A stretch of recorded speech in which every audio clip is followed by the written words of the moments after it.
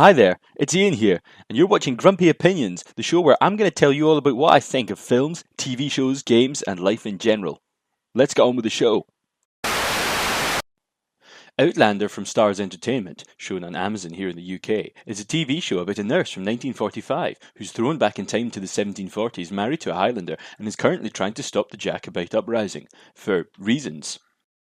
Episode 4, La Dame Blanche, tragically having nothing to do with the Golden Girls as you might have thought from the title, starts off in the palace, where Jamie's having his regular bout of chess mania with Duvnay, but Claire starts hanging on and chatting about baby things. Then, the Compte de Germain wanders by, and he ends up spoiling the chess game, and then he looms just like a villain, and then Claire leaves the lads to the chess and has a swallow of some wine, but then has a sudden bad turn, and Jamie has to swoop her off home.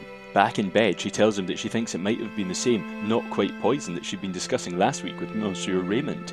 And Jamie, meanwhile, has conceived a plan to sabotage the Jacobite movement by hosting a big dinner at their house, and somehow managing to embarrass the prince and maybe to make his backers turn away. That ends up forcing Claire's hand, and she spills the beans about Jack Randall, and surprisingly, Jamie's really happy. It turns out that the thought that he might actually get to enact some vengeance on his rapist is actually enough to lift Jamie's mood right up, those crazy Highlanders. So the next day, Claire goes visiting the chemist, Synopsis at Raymond, because presumably he must be the only apothecary in the whole of Paris, but he denies selling any of the poison deliberately to the Compte, and then he takes Claire into the back room and shows her his magic woo shop, and she asks about her friend Frank, and then he throws some bones and then tells her not to worry because she will definitely see him again. And that doesn't really cheer her up, so then Raymond gives her a magic woo necklace that changes colour in the presence of poison, and he gives it free. That's awfully nice.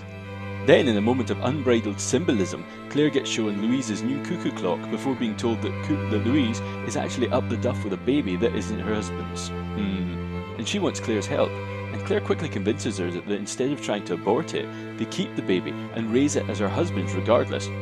Wink wink, foreshadow, raising another man's baby, but as long as it's loved. Sounds a bit familiar, eh Frank, eh? Later on, back home, cheery chappy Jamie comes to bed with a bit of a rand on, and he wants some good old-fashioned loving from his missus, and Claire's absolutely over the moon, until she sees that he's got a great big dirty bite mark on his inner thigh. Yep, it seems he decided to let a prostitute 69 him, or almost did. It's not very clear on how that took place, but understandably a great big row breaks out.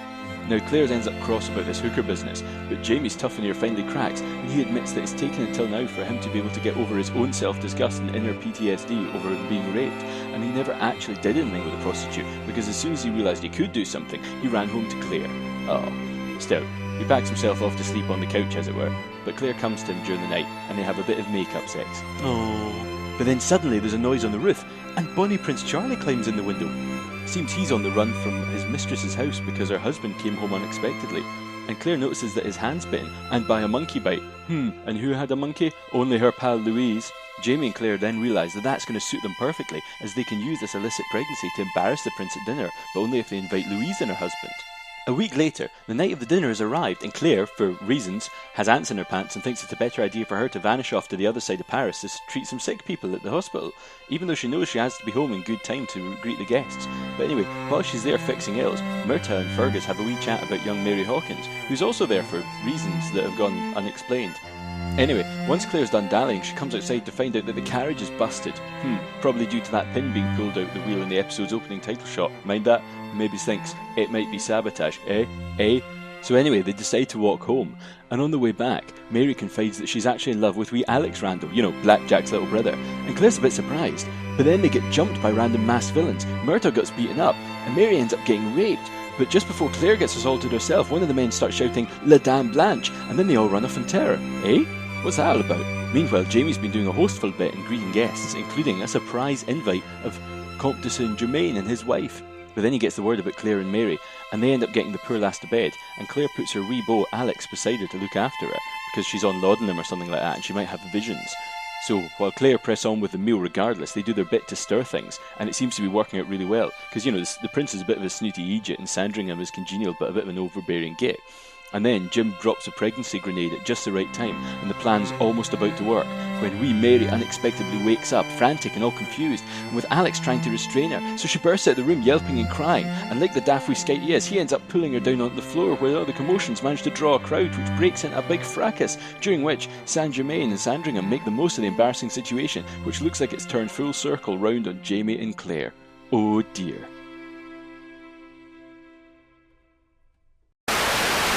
So, what did I think? Well, I like the fact that they're moving forward with the plan and actually trying to do something tangible to undermine the Jacobite cause. I mean, it's been a lot of talk up until now, and we're finally getting to see the fruits of all the pressed flesh and complimentary smooshing that Damie's been doing up until now.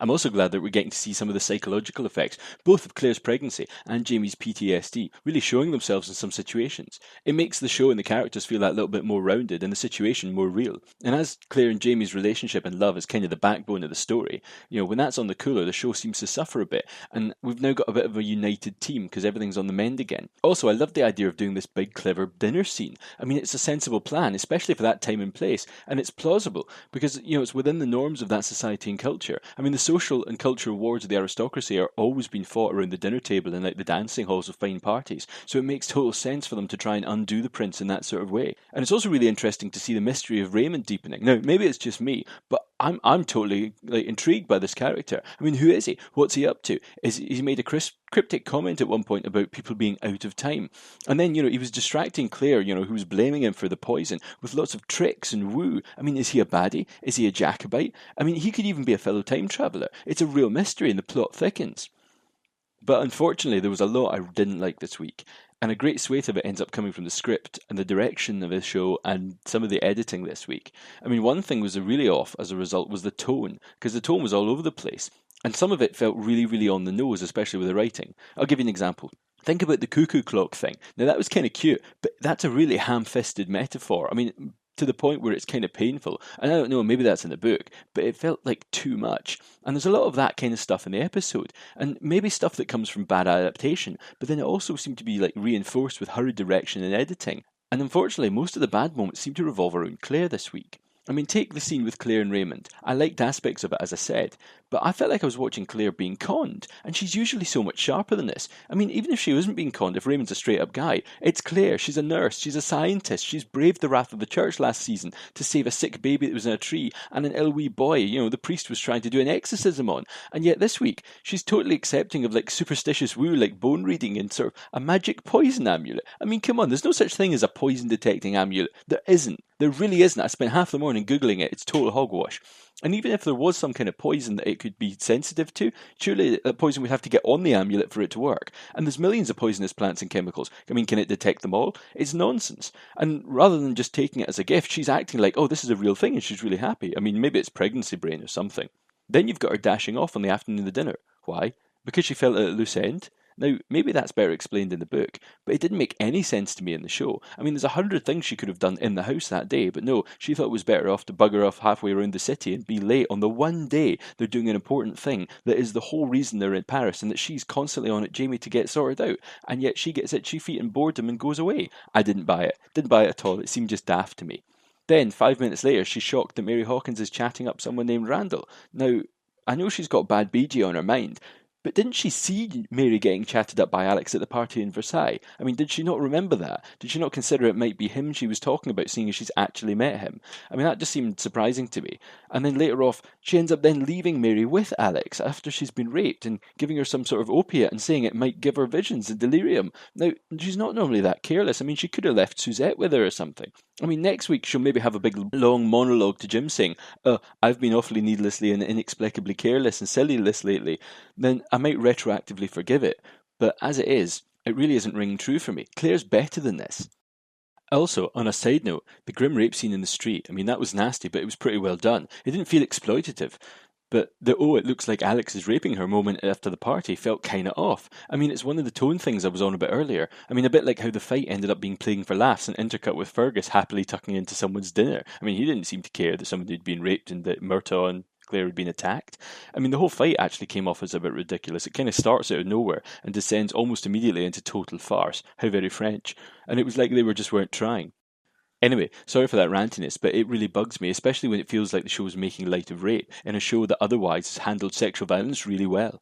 I mean, I didn't hate it. I've never hated the show, but this episode felt like a bit of a low point.